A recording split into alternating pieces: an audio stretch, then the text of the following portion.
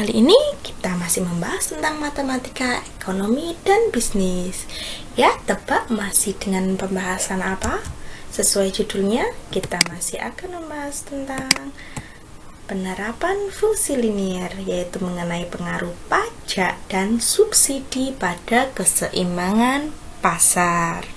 Yaps, betul sekali. Di sini tampak adanya peran pemerintah dengan memberikan pajak ataupun memberikan subsidi pada penjualan suatu produk yang dijual oleh produsen akan dikenakan pajak oleh pemerintah. Dengan adanya beban pajak tersebut, maka akan mengakibatkan harga dari suatu produk tersebut naik.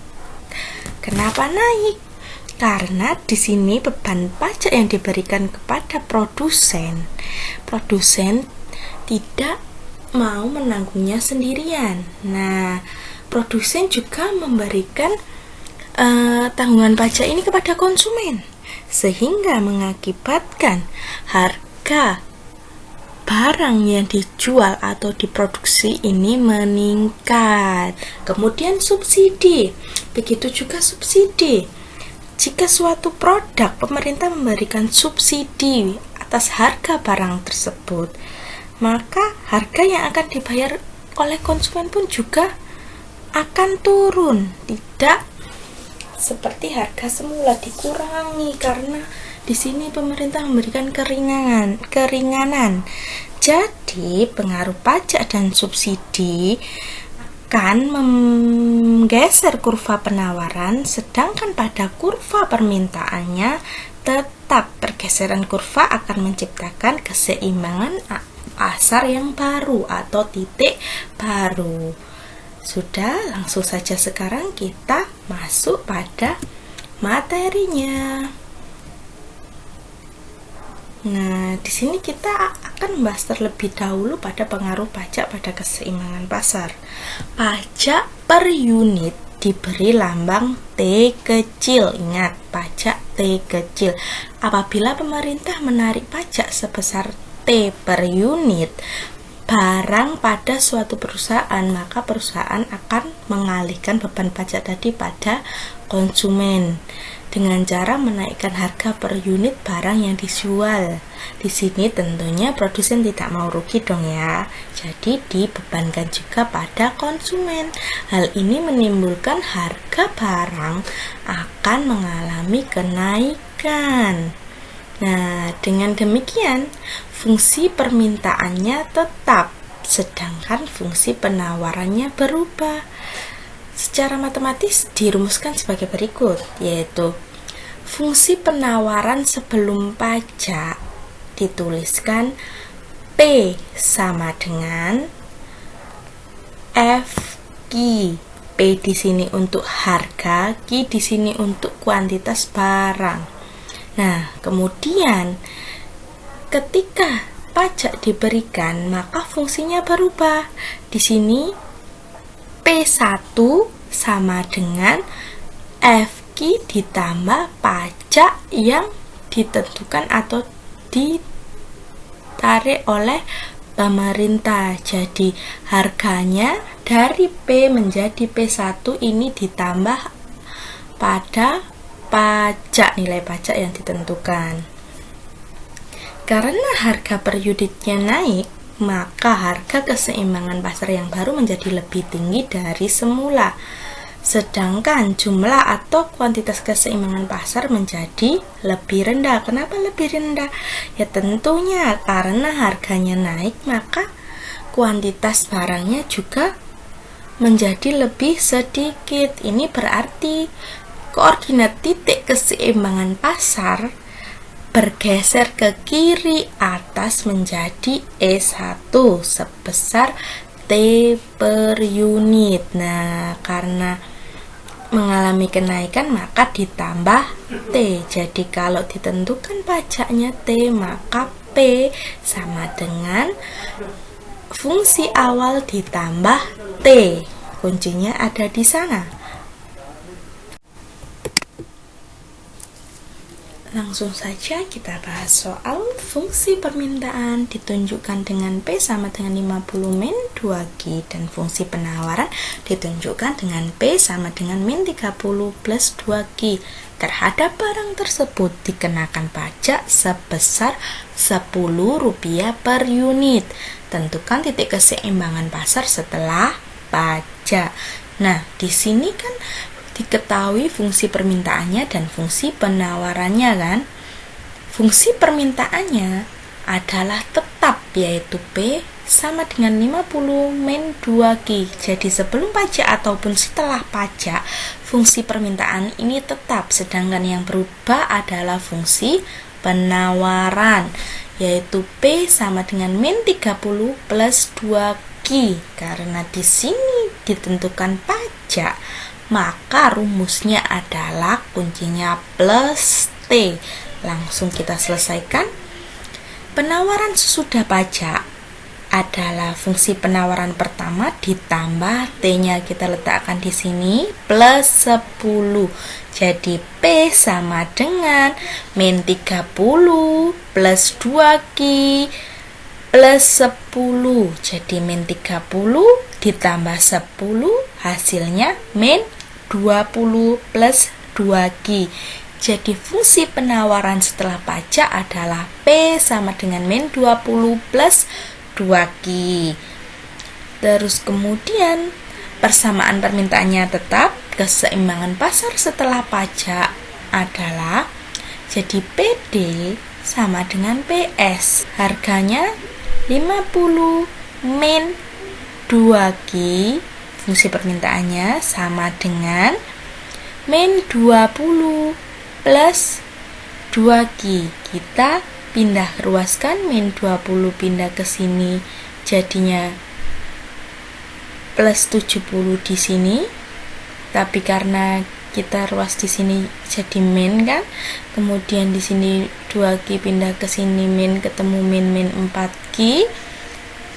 Min 4Q sama dengan min 70, minnya hilang, sama kita coret. Kemudian Q sama dengan 70 per 4 sama dengan 17 setengah. Nah, kemudian jika Q-nya sama 17 setengah, maka P-nya 50 min 2 dikali 17 setengah, maka P-nya sama dengan 15.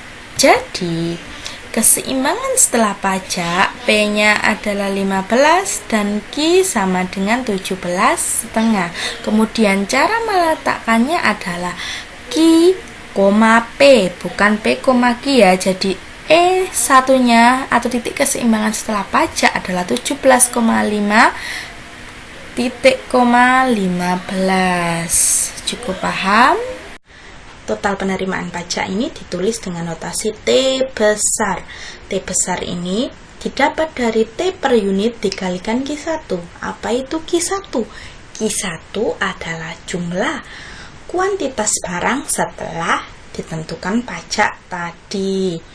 Titik equilibrium setelah pajak kan ada Q1, P1. Nah, Q1 yang kita gunakan untuk perkalian ini. Kemudian pajak yang dibebankan pada konsumen, T kecil konsumen per unit, itu didapatkan dari P1 dikurangi P, yaitu P setelah pajak dikurangi P sebelum pajak. Nah, total penerimaan pajak yang diterima oleh pemerintah yang dibebankan pada konsumen ini didapatkan rumus, yaitu P1 dikurangi P tadi, yaitu T kecil konsumen dikalikan Q1. Seperti rumus awal ini tadi kan tetap sama. Rumus T adalah T per unit kali Q1. Kemudian pajak yang dibebankan pada produsen adalah rumusnya tetap sama, T per unit dikurangi T konsumen atau total penerimaan yang dibebankan pada produsen sama dengan T besar, T totalnya, T keseluruhan yaitu T per unit dikali Q1 tadi dikurangi T besarnya konsumen. Jadi cukup mudah bukan cara mencari rumusnya, asalkan dihafalkan. Kalau pajak adalah T, Kalau subsidi kita bahas di slide selanjutnya. Nah, subsidi ini dilambangkan huruf S. Kalau pajak T, subsidi adalah S, ingat. Nah, kalau tadi T menambah harga, di sini S adalah mengurangi harga. Nah, tujuan pemerintah memberikan subsidi ini kan untuk meringankan beban konsumen, sehingga beban produsen akan berkurang, harga dapat diturunkan agar konsumen dapat menjangkau harga barang tersebut. Sehingga kalau tadi T menambah harga, S mengurangi harga. Jadi rumusnya adalah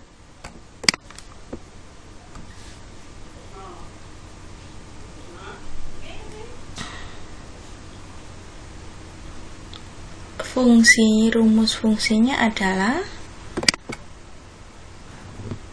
sebelum subsidi P sama dengan FQ, kalau setelah subsidi penawarannya menjadi P1 fungsi Q dikurangi S. Kalau T tadi ditambah, kalau S dikurangi.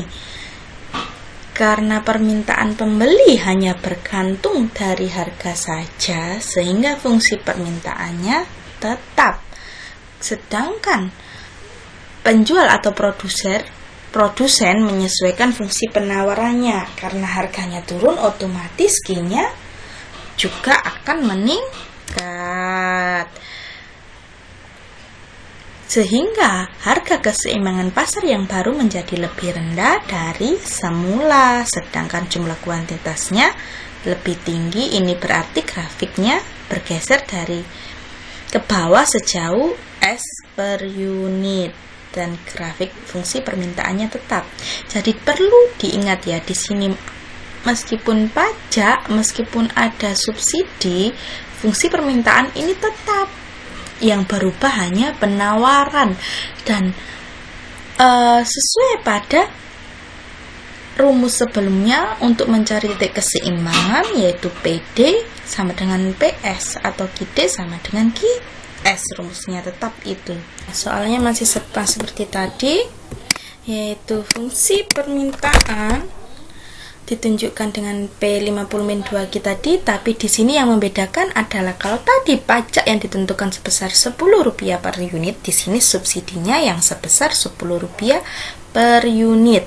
Nah, penawaran sesudah subsidinya tadi, kalau tadi di sini kan tambah ya, tambah T, sekarang dikurangi S, dikurangi 10. Kalau tadi ditambah 10, sekarang dikurangi 10. Jadi yang kita pakai adalah fungsi penawarannya dulu kita tulis, kemudian karena ini subsidi dikurangi 10, dikurangi S. Karena di sini min 30 ketemu min 10, maka jadi min 40. Jadi fungsi penawaran sesudah subsidi adalah P sama dengan min 40 plus 2Q.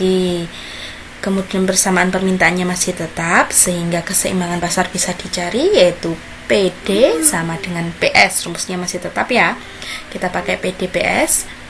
Di sini 50 min 2Q sama dengan min 40 plus 2Q.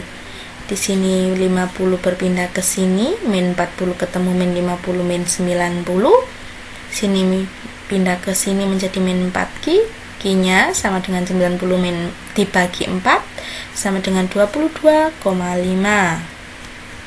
Kita pakai rumus substitusi. Kita masukkan 22,5-nya Q-nya ke fungsi permintaan. 50 min 2 dikalikan 22,5, P sama dengan 5. Jadi ketemunya adalah titik 22,5,5. Maaf ya, ini salah, bukan 17,5, bukan 17,5, tapi Q-nya adalah 22,5.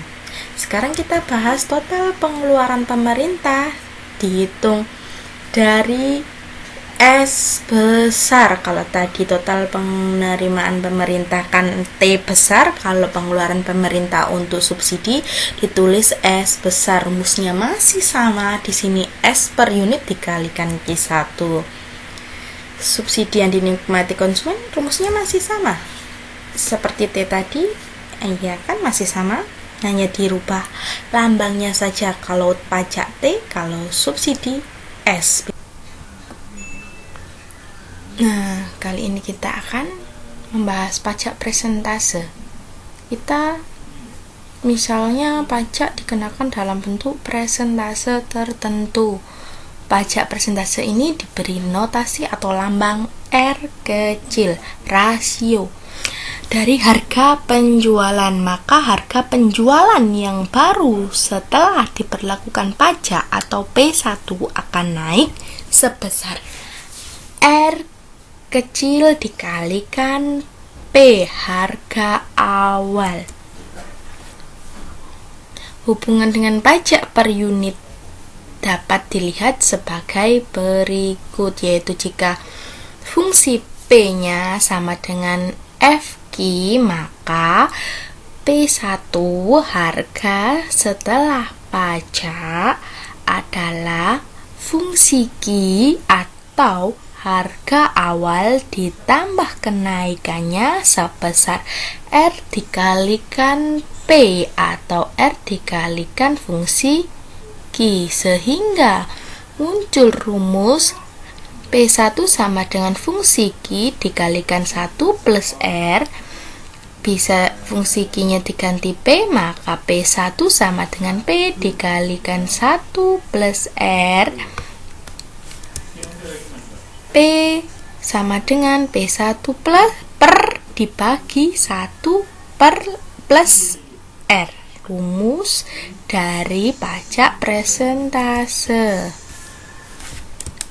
Pajak per unit dihitung dengan rumus T per unitnya sama dengan R kali P, sama dengan P-nya tadi diganti dengan P1 dibagi 1 plus R kecil, sehingga pajak per unit apabila diketahui rasionya, rasio dikali harga penjualan setelah pajak dibagi 1 plus rasio.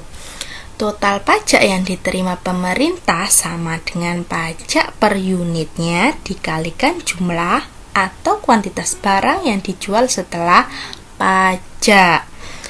Rumusnya masih tetap seperti tadi, T besar sama dengan T kecil kali Q1.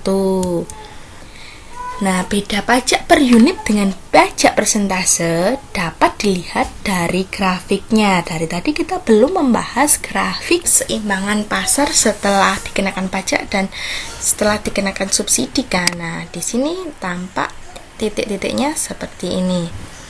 Ini setelah pajak. Pada awalnya titik keseimbangannya ada di E, yaitu perpotongan kurva permintaan dan penawarannya. Kemudian setelah pajak harganya akan naik menjadi P1. Kuantitas produknya jadi Q1 berkurang, sehingga titik keseimbangannya ada di E1 karena kurva penawarannya berubah. Karena fungsi penawarannya pun berubah, maka titiknya juga menjadi titik E1. Nah, cukup dipahami. Nah, sebaliknya kalau diberikan subsidi, titiknya berubah.